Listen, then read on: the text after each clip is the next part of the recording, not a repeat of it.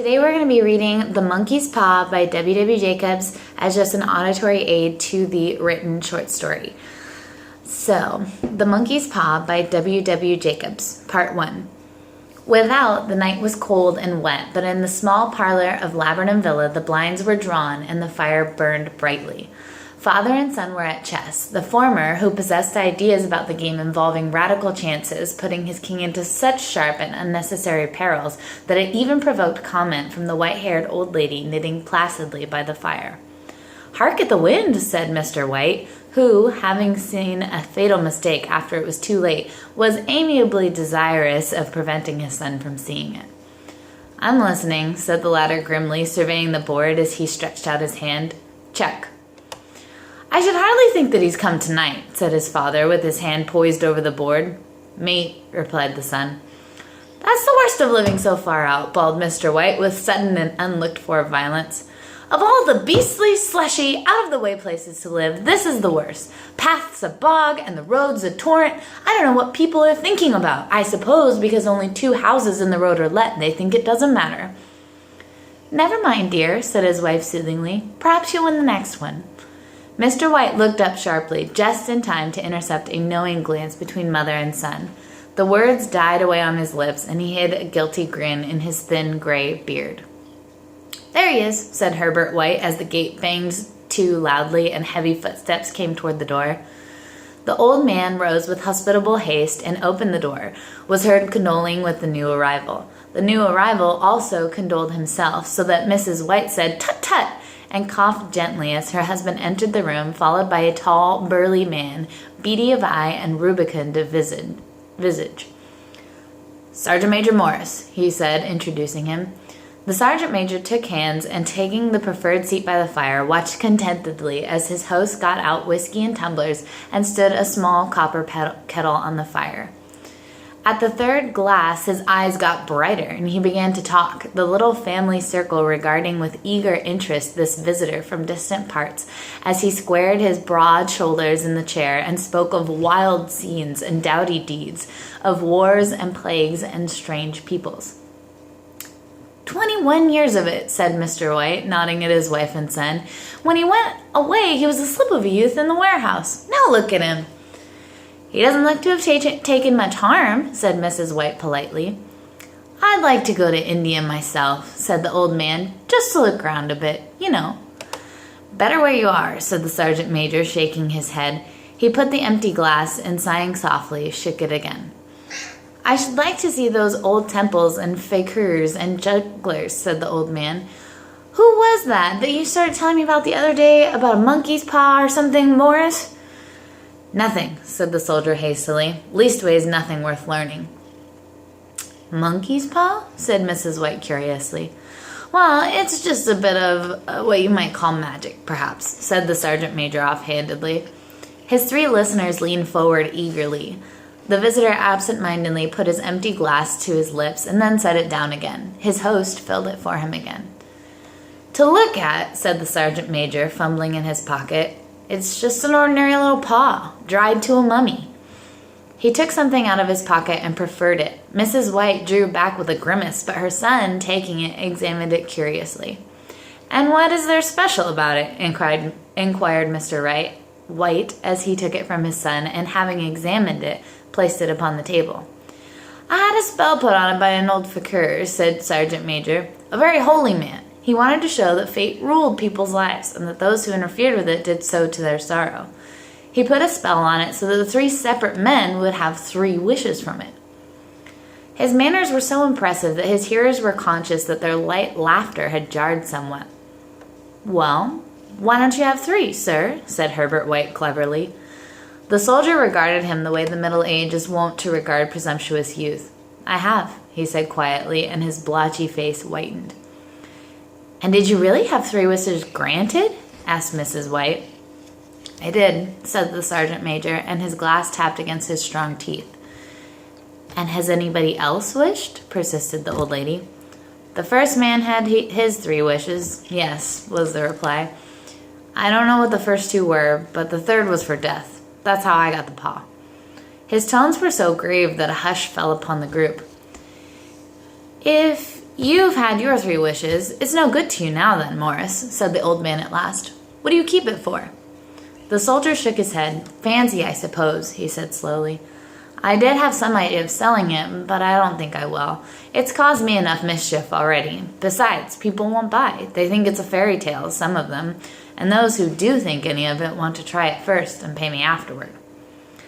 If you could have another 3 wishes, said the old man, eyeing him keenly, would you have them?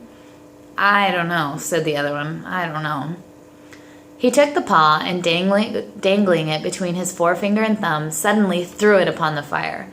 White, with a slight cry, stooped down and snatched it off. Better let it burn, said the soldier solemnly. If you don't want it, Morris, said the other, give it to me. I won't, said his friend doggedly. I threw it in the fire. If you keep it, don't blame me for what happens. Pitch it on the fire like a sensible man. The other shook his head and examined his possession closely. How do you do it? He inquired. Hold up your right hand and wish aloud, said the sergeant major, but I warn you of the consequences. Sounds like the Arabian Nights, said Mrs. White as she rose and began to set the supper. Don't you think you might wish for 4 pairs of hands for me? Her husband drew the talisman from his pocket, and all 3 burst into laughter as the sergeant major, with a look of alarm on his face, caught him by the arm. If you must wish, he said gruffly, wish for something sensible. Mr. White dropped it back in his pocket, and placing chairs, motioned his friend to the table. In the business of supper, the talisman was partly forgotten, and afterward the 3 sat listening in an enthralled fashion to a second installment of the soldier's adventures in India. If the tale about the monkey's paw is not more truthful than those he's been telling us, said Herbert, as the door closed behind their guest just in time to catch the last train, we shan't make much of it. Did you give anything for it, father? Inquired Mrs. White, regarding her husband closely. A trifle, he said, coloring slightly. He didn't want it, but I made him take it, and he pressed me again to throw it away. Likely, said Herbert with a pretended horror. Why, we're going to be rich and famous and happy. Wish to be an emperor, father, to begin with. Then you can't be henpecked. He darted around the table, pursued by the maligned Mrs. White, armed with an antimacassar. Mr. White took the paw from his pocket and eyed it dubiously. I don't know what to wish for, and that's a fact, he said slowly. It seems to me I've got all I want. If you only cleared the house, you'd be quite happy, wouldn't you? Said Herbert with his hand on his shoulder. Well, wish for 200 pounds then, that'll just do it. His father, smiling shamefacedly at his own credulity, held up the talisman as his son, with a solemn face somewhat marred by a wink at his mother, sat down and struck a few impressive chords. I wish for 200 pounds, said the old man distinctly. A fine crash from the piano greeted his words, interrupted by a shuddering cry from the old man. His wife and son ran towards him. It moved, he cried, with a glance of disgust at the object as it lay on the floor. As I wished, it twisted in my hand like a snake. Well, I don't see the money, said his son as he picked it up and placed it on the table, and I bet I never shall. It must have been your fancy, father, said his wife, regarding him anxiously. He shook his head. Never mind, though, there's no harm done, but it gives me a shock all the same. They sat down by the fire again while the 2 men finished their pipes. Outside, the wind was higher than ever, and the old man started nervously at the sound of a door banging upstairs. A silence unusual and depressing settled on all 3, which lasted until the old couple rose to retire for the rest of the night. I expect you'll find the cash tied up in a big bag in the middle of your bed, said Herbert as he bade them good night, and something horrible squatting on top of your wardrobe, watching you as you pocket your ill-gotten gains. He sat alone in the darkness, gazing at the dying fire and seeing faces in it. The last was so horrible and so simian that he gazed at it in amazement. It got so vivid that, with a little uneasy laugh, he felt on the table for a glass containing a little water to throw over it.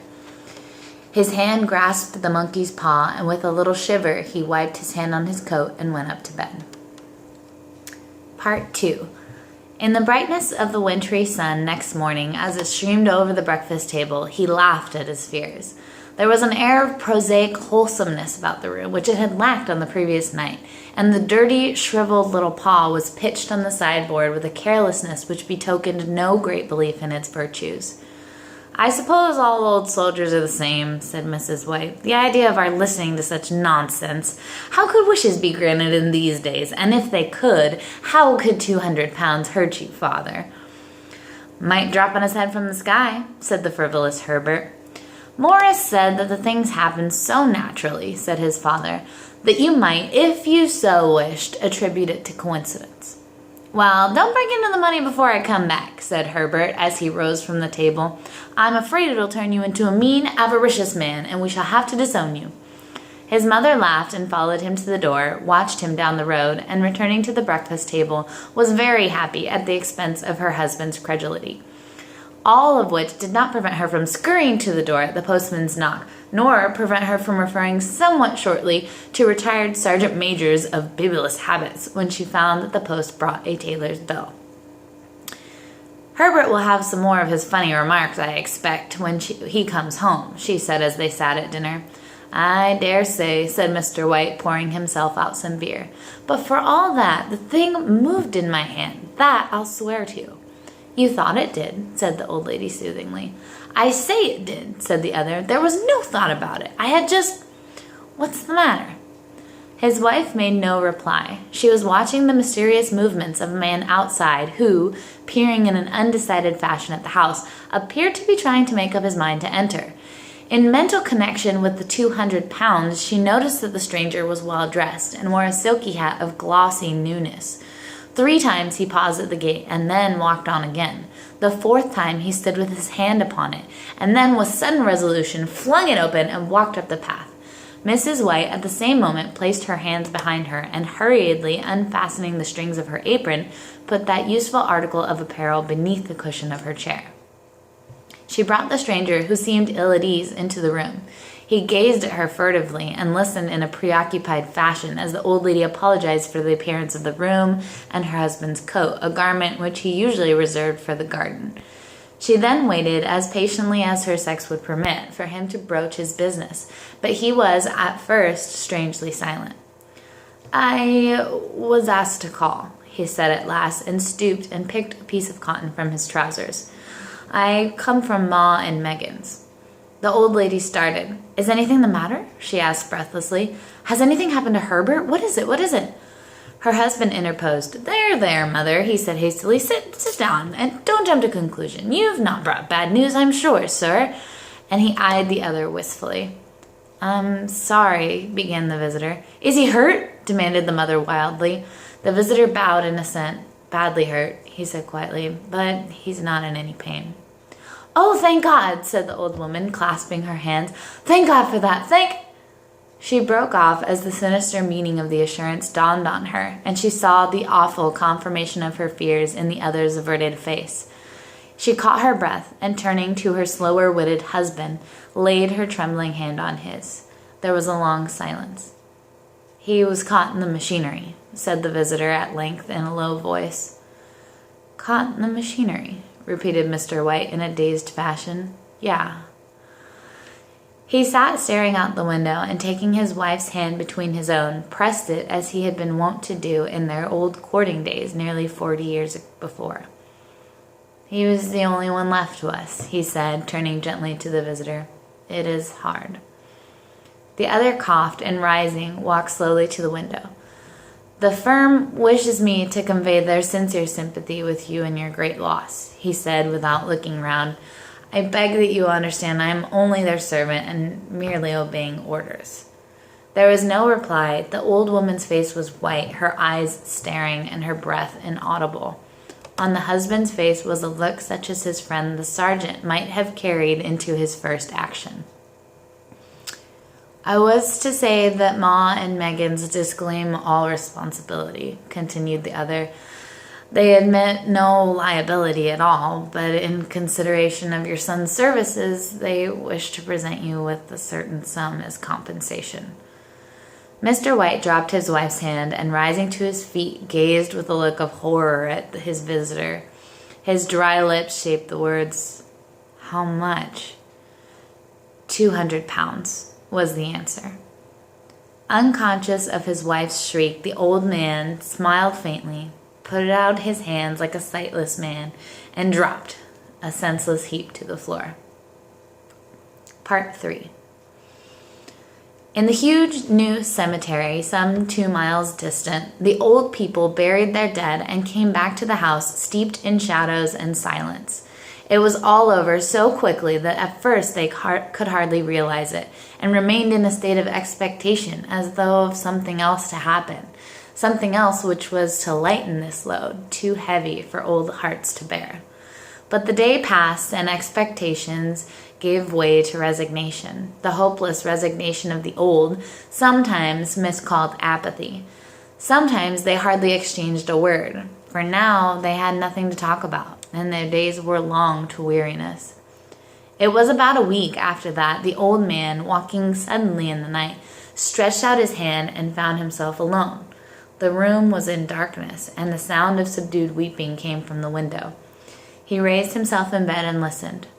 "Come back," he said tenderly. "You will be cold." "It is colder for my son," said the old woman, and wept afresh. The sounds of her sobs died away on his ears. The bed was warm, and his eyes heavy with sleep. He dozed fitfully, and then slept, until a sudden wild cry from his wife awoke him with a start. "The paw!" she cried wildly. "The paw, monkey's paw!" He started up in alarm. Where is it? What's the matter?" She came stumbling across the room toward him. "I want it," she said quietly. "You have not destroyed it." "It's in the parlor on the bracket," he replied, marveling. "Why?" She cried and laughed together, and bending over, kissed his cheek. "I only just thought of it," she said hysterically. "Why didn't I think of it before? Why didn't you think of it?" "Think of what?" he questioned. "The other 2 wishes," she replied rapidly. "We've only had 1. "Was that not enough?" he demanded fiercely. "No," she cried triumphantly. "We'll have 1 more. Go down and get it quickly and wish our boy alive again." The man sat in the bed and flung the bedclothes from his shaking limbs. "Good God, you're mad!" he cried aghast. "Get it," she panted. "Get it quickly and wish, oh, my boy, my boy." Her husband struck a match and lit the candle. "Get back to bed," he said unsteadily. "You don't know what you're saying." "We had the first wish granted," said the old woman feverishly. "Why not the second?" "A coincidence," stammered the old man. "Go get it and wish," cried his wife, quivering with excitement. The old man turned and regarded her, and his wife shook. "He's been dead 10 days, and besides I would not tell you else, but I could only recognize him by his clothing. If he was too terrible for you to see then, how now?" "Bring him back," cried the old woman, and dragged him towards the door. "Do you think I fear the child I've nursed?" He went down in the darkness and felt his way to the parlor and then to the mantelpiece. The talisman was in its place, and a horrible fear that the unspoken wish might bring his mutilated son before him ere he could escape from the room seized up on him, and he caught his breath as he found that he had lost the direction of the door. His brow cold with sweat, he felt his way around the table and groped along the wall until he found himself in the small passage with the unwholesome thing in his hand. Even his wife's face seemed changed as he entered the room. It was white and expectant, and to his fears seemed to have an unnatural look upon it. He was afraid of her. "Wish!" she cried in a long voice. "It is foolish and wicked," he faltered. "Wish!" repeated his wife. He raised his hand. "I wish my son alive again." The talisman fell to the floor, and he regarded it fearfully. Then he sank trembling into a chair as the old woman with burning eyes walked to the window and raised the blind. He sat until he was chilled with the cold, glancing occasionally at the figure of the old woman peering through the window. The candle end, which had burned below the rim of the china candlestick, was throwing pulsating shadows on the ceiling and walls, until with a flicker larger than the rest it expired. The old man, with an unspeakable sense of relief at the failure of the talisman, crept back to his bed, and a minute afterward the old woman came silently and apathetically beside him. Neither spoke, but laid silently listening to the ticking of the clock. A stair creaked, and a squeaky mouse scurried noisily through the wall. The darkness was oppressive, and after lying for some time screwing up his courage, he took the box of matches and, striking one, went downstairs for a candle. At the foot of the stairs the match went out. and he paused to strike another, and at the same moment a knock came so quietly and stealthily as to be scarcely audible, sounded on the front door. The matches fell from his hand and spilled in the passage. He stood motionless, his breath suspended until the knock was repeated. Then he turned and fled swiftly back to his room and closed the door behind him. A third knock sounded through the house. "What's that?" cried the old woman, starting up. "A rat," said the old man in shaking tones. A rat. It passed me on the stairs." His wife sat up in bed listening. A loud knock resounded through the house. "It's Herbert!" She ran to the door, but her husband was before her, and catching her by the arm, held her tightly. "What are you going to do?" he whispered hoarsely. "It's my boy, it's Herbert," she cried, struggling mechanically. "I forgot it was 2 miles away. What are you holding for? Let go. I must open the door." "For God's sake, don't let it in," cried the old man, trembling. "You're afraid of your own son," she cried, struggling. "Let me go. I'm coming, Herbert, I'm coming." There was another knock, and another. The old woman, with a sudden wrench, broke free and ran from the room. Her husband followed to the landing and called after her appealingly as she hurried downstairs. He heard the chain rattle back and the bolt drawn slowly and stiffly from the socket. Then the old woman's voice, strained and panting. "The bolt!" she cried loudly. "Come down, I can't reach it!" But her husband was on his hands and knees, groping wildly on the floor in search of the paw. If only he could find it before the thing outside got in. A perfect fusillade of knocks reverberated through the house, and he heard the scraping of a chair as his wife put it down in the passage against the door. He heard the creaking of the bolt as it came slowly back, and at the same moment he found the monkey's paw and frantically breathed his third and last wish. The knocking ceased suddenly, although the echoes of it were still in the house. He heard the chair drawn back and the door opened. A cold wind rushed up the staircase, and a loud wail of disappointment and misery from his wife gave him the courage to run down to her side and then to the gate beyond. The street lamp, flickering opposite, shone on a quiet and deserted road.